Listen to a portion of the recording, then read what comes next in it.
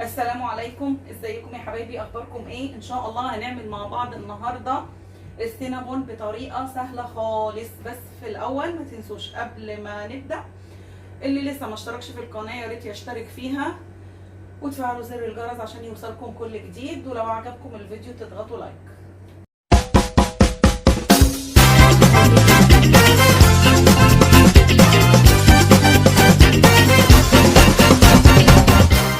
عباره عن نص كيلو دقيق، ومعايا كمان كوبايه هستعملها وهنشوف دلوقتي هستعملها في ايه. معايا ربع كوب سكر، معايا تلت كوب زبده سايحه بدرجه حراره المطبخ، معايا نص كوبايه ميه دافيه، معايا ذره ملح ومعلقه خميره كبيره بس ممسوحه، معايا كمان بيضتين، ومعايا فانيليا، ومعايا 3 معالق حليب بودره. اول حاجه دلوقتي هعملها، معايا نص كوبايه ميه، هحط عليهم 3 معالق دقيق، 1 2 3،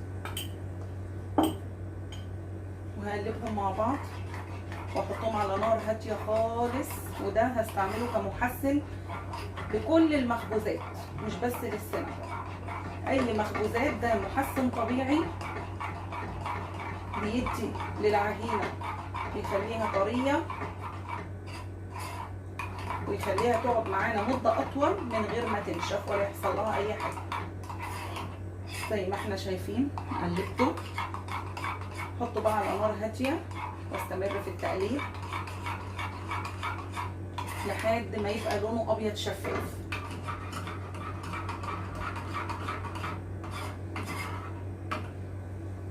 انا هخلي بالي منه. ده الدقيق، احط عليه ذره الملح،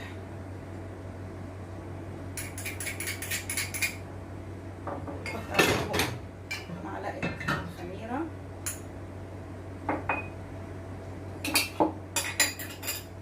نقلبهم مع بعض. وكمان يبقى كده خلصت من كل المواد الجافه. الحليب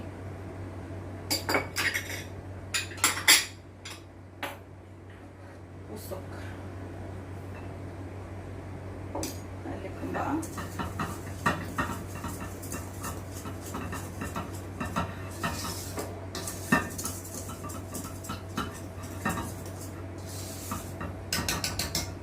قلبتهم كويس. هنا بقى حط المواد السائله. اول حاجه خالص حط البيض،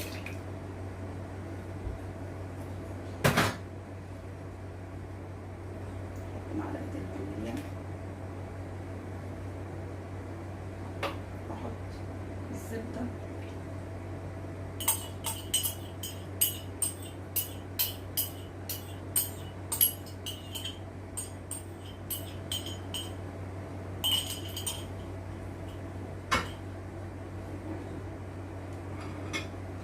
قلبهم مع بعض. احط شويه ميه بس مش هحطهم كلهم، احط ربع كوبايه بس. وعلى عجان بقى هشغل دلوقتي العجانه، احط فيها وانزل عليهم بالتدريج. اول حاجه على سرعه منخفضه،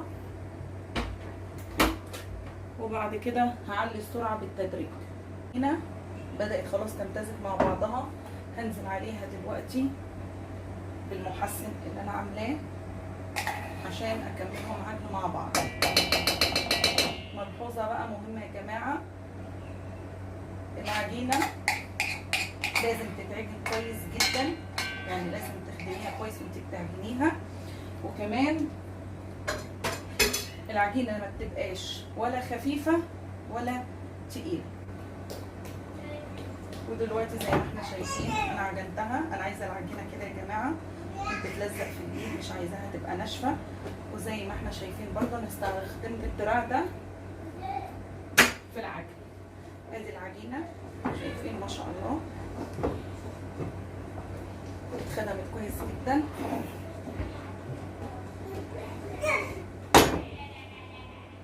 زي ما احنا شايفين كده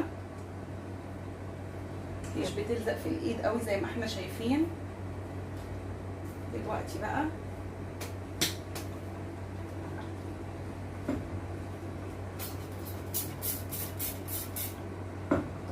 احطها واسيبها حوالي ساعة على ما تخمر.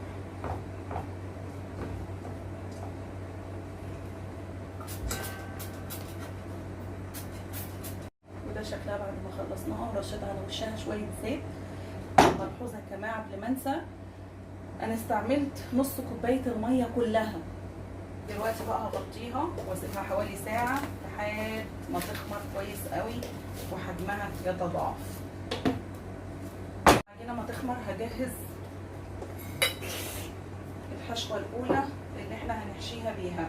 دي عبارة عن كوباية سكر وعليها معلقة كاكاو خام، والكاكاو اختياري يا جماعة، تقدروا تستغنوا عنه بس بيديها طعم حلو قوي.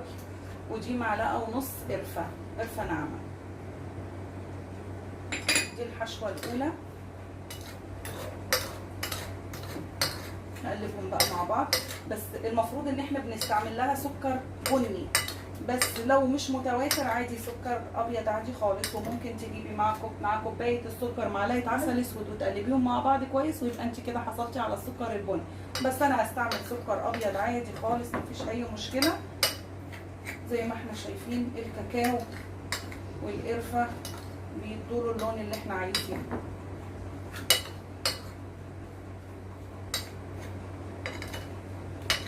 بس هو ده اللي احنا هنستخدمه في الحشو. دلوقتي بعد ما خمرت زي ما احنا شايفين ما شاء الله حجمها تضاعف، هبدأ بقى دلوقتي ألمها.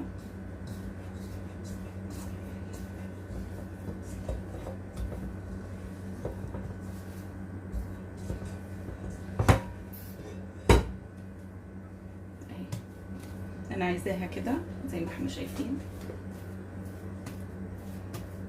خرجت الهواء منها تاني.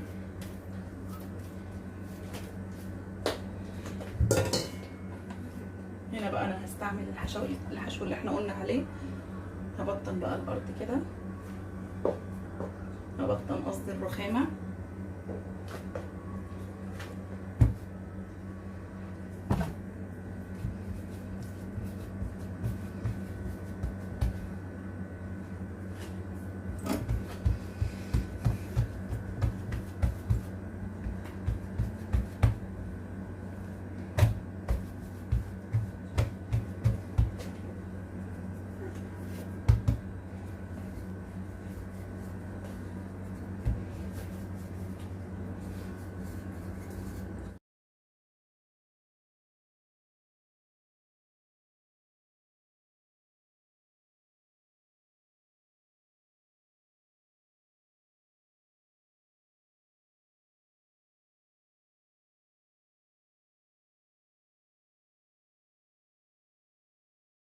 وزي ما احنا شايفين انا فردتها دلوقتي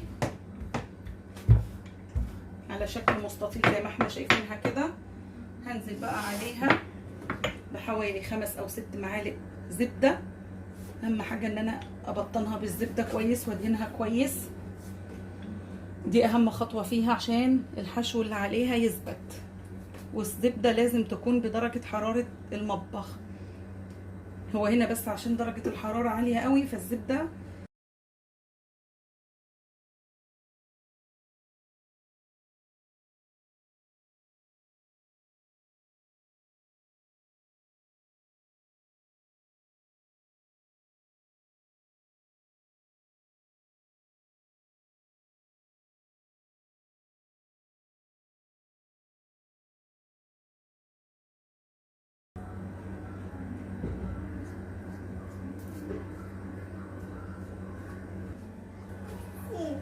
لازم بقى يا جماعه دلوقتي ابطنها كويس قوي، ما اسيبش اي مكان غير لما املاه.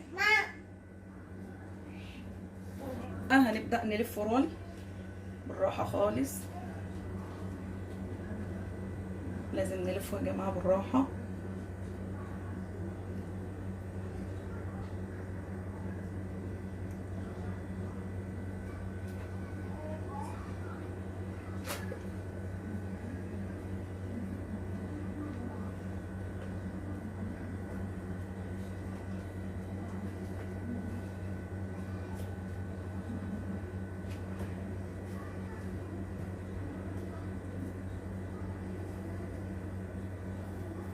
دلوقتي ان انا جيت من هنا كده وقفلته كله زي ما احنا شايفين عشان اضمن انه ما يفكش. دلوقتي بقى هنبدا نقطعه، ولازم يكون معانا سكينه حاميه. دي انا قطعتها في الاول علشان اشوف شكلها، وقلنا الحجم اللي انتوا عايزينه.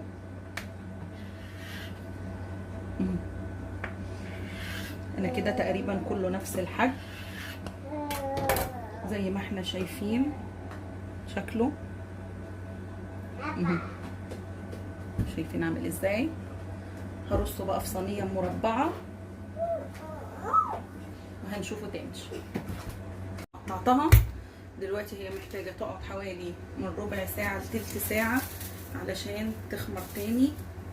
ليها خمره تانيه اغطيها واسيبها ربع ساعه، وبعدين نشوفها قبل ما ندخلها الفرن. دلوقتي ادي شكله بعد ما خمر تاني، شايفين؟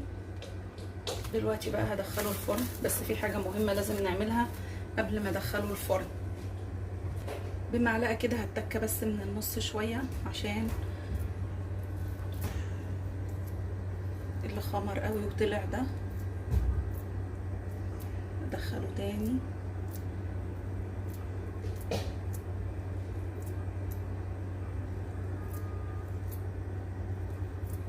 الفرن انا مشغلاه ولازم يبقى سخن قوي. اي معجنات قبل ما ادخلها الفرن لازم يبقى الفرن سخن قوي. هدخلها بقى على درجة حرارة 180، هيقعد حوالي من 20 ل 30 دقيقة. بس اهم حاجة يا جماعة ما بيتشغلش عليه من فوق، هو بس بشغل من تحت لان انا مش عايزاه ياخد لون من فوق، هو يستوي بس وبعدين نرجع نشوفه تاني. ما يستوي ويطلع من الفرن هجهز له الصوص الابيض اللي هحطه على الوش. اول حاجه نص كوبايه جبنه كريمي ونص كوبايه حليب مكثف. لو ما عندناش الحليب المكثف مش متوفر نقدر نستغنى عنه بان احنا نضرب نص كوبايه سكر بودره، نضربها مع نص كوبايه الجبنه الكريمي ومعاها معلقه زبده ومعاها معلقه حليب لبن حليب، هنضربهم مع بعض هيدوني نفس النتيجة. انا دلوقتي هضرب النص كوباية جبنة مع نص كوباية اللبن المكثف، وبعدين اول ما يطلع السينابون من الفرن رابط الحليب المكثف احنا عملناه مع بعض، هتلاقوا الرابط تحت في صندوق الوصف. وهنستعمل كمان للتزيين صوص الشوكولاتة، وبرضه هحط لكم الرابط بتاعه في صندوق الوصف وده اختياري. بعد ما طلعته من فرن البوتاجاز دلوقتي هحط عليه صوص على طول.